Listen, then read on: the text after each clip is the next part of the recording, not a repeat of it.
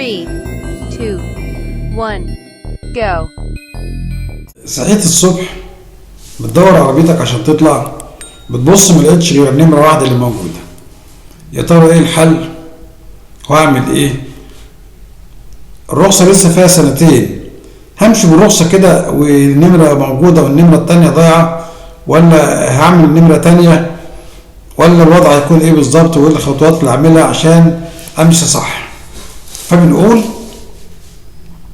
حضرتك تغيير اللوحات المعدنية وصرف لوحات برقم جديد بيكون في 3 حالات.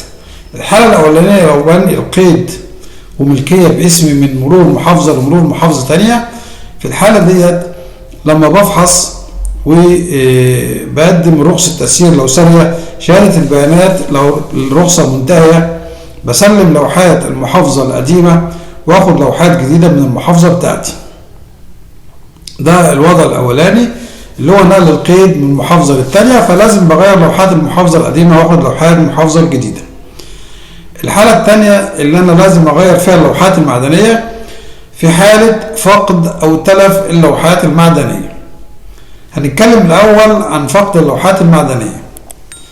اللوحة المعدنية وقعت أو اللوحتين وقعوا، أول إجراء بعمله بطلع على اسم الشرطة، أعمل مذكرة فقد لو رخصة أو لوحة واحدة اللي ضايعة، وأعمل محضر إجراءات بفقد اللوحتين لو النمرتين اللي ضايعين. طيب بعمل محضر الفقد أو مذكرة فقد في مركز شرطة معين أو مركز شرطة التابع له محل الإقامة بتاعي ولا لأ؟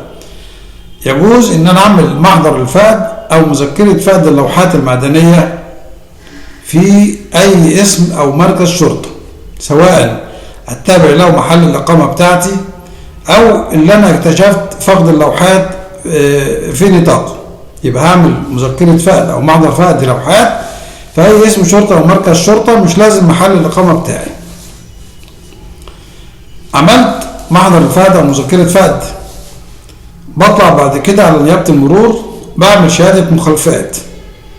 معايا شهادة المخالفات، معايا رخصة تسيير القديمة، الرخصة سارية لسه فيها سنتين، العربية موجودة معايا، معايا اللوحة اللي هي موجودة لسه أو اللي لسه موجودة على العربية، فبفك اللوحة اللي موجودة على العربية بالإضافة لمذكرة الفقد والرخصة، وأسلم المذكرة واللوحة اللي موجودة ورخصة تسيير للمرور، وآخد لوحات جديدة. طب هاخد لوحات جديدة على طول في نفس اليوم، بتسلم زي ما قلنا مذكرة فقد اللوحة واللوحة اللي موجودة بالإضافة لشهادة المخالفات ورخصة التسيير القديمة. طيب هفحص العربية تاني للترخيص، هو فحص الأولاني بس بتاع تجديد الترخيص، إنما لما بعمل بدل فائد أو ببلغ بفقد اللوحات المعدنية بفحص العربية تاني. يبقى بسلم اللوحة اللي موجودة ومذكرة الفقد ورخصة التأثير وشهادة المخالفات، واخد لوحات جديدة برقم جديد ورخصة تأثير جديدة. طيب ينفع اخد لوحات جديدة من غير ما اعمل شهادة مخالفات ولا لا؟ فبنقول حضرتك بتعمل شهادة مخالفات برقم اللوحات القديمة اللي ضاعت منك، بحيث مش هتاخد اللوحات دي تاني، فيبقى لازم تكون ذمتك بريئة من اي مخالفات موجودة على العربية. فلو في مخالفات بتسددها وبتطلع شهادة براءة الذمة اللي هي شهادة المخالفات. يبقى بسلم مذكرة فقد اللوحة اللي ضاعت، بسلم اللوحة اللي موجودة معايا دلوقتي، بسلم رخصة التسيير القديمة، وباخد لوحات جديدة حروف وارقام، وكذلك رخصة تسيير جديدة. طيب رخصة التسيير هاخدها لحد امتى؟ هتاخد نفس النهاية القديمة اللي كانت في الرخصة القديمة. يعني لو الرخصة القديمة كان فاضل فيها سنتين، هتاخد رخصة جديدة برقم لوحات جديدة بالسنتين الفاضلين في الضريبة، بس بتدفع تأمين لوحات وبتدفع ثمن اللوحات الجديدة اللي هتاخدها بالإضافة لفلوس التأمين. طيب الحاجات دي كلها بتوصل لقد إيه؟ زي ما قلنا هتوصل لحوالي 500 جنيه، ثمن اللوحات الجديدة، تأمين اللوحات، استمارة التحديث، ثمن الرخصة الجديدة. طيب الموضوع دوت بينفع على كل المركبات، يعني لو لوحة موتوسيكل وقعت، لوحة مقطوعة، لوحة عربية لا العربية ملاكي، عربية أجرة، فبنقول حضرتك طالما مرخص في المرور واخد لوحات منصرفة من المرور، واللوحة ضاعت لأي مركبة أو من المركبات، سواء كانت زي ما قلنا موتوسيكل، عربية، عربية نقل، عربية أجرة، جرار زراعي حتى، بتاخد لوحات جديدة. طب ما بعملش بدل فائد أو باخد نفس الرقم تاني، فبنقول الكلام ده كان زمان في اللوحات العادية اللي هي كانت بتنكتب بالإيد، بحيث بتاخد رقم نفس الرقم تاني أو بتعمل نفس اللوحة وبتندمج بخدمة المرور المختصة أو بدمج المرور، دمج المحلي بتاع المرور. إنما دلوقتي في اللوحات المؤمنة اللي هي الحروف والأرقام، بتسلم اللوحة القديمة ومذكرة فقد النمرة الثانية وتاخد لوحات جديدة برقم جديد، لوحات مؤمنة الحروف وأرقام. ليه؟ لأن النمر القديمة دي اتلغت اللي كانت بتنكتب باليد، وحل محلها لوحات الحروف وأرقام اللي هي اللوحات المؤمنة. طيب بغير اللوحات، ينفع أغير اللوحات المعدنية لو اللوحة تالفة؟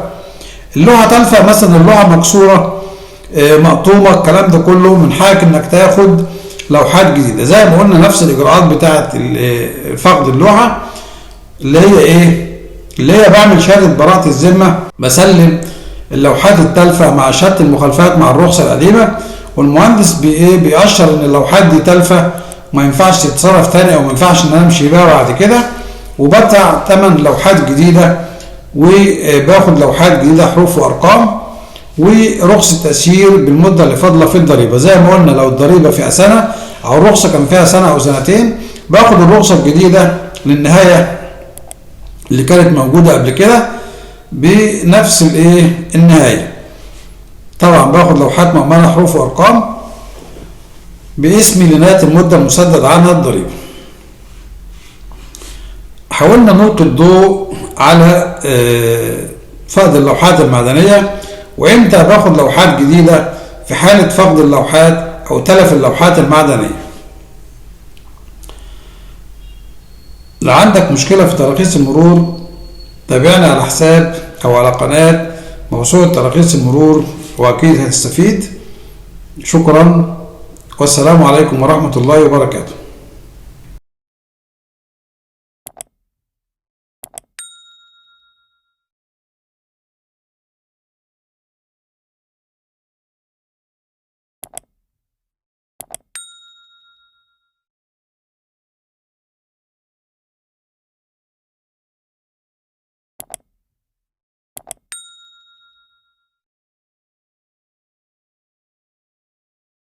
السلام عليكم. لا تنسوا الاعجاب بالفيديو والاشتراك في القناة تشجيعا لنا لنستمر بنشر المزيد إن شاء الله.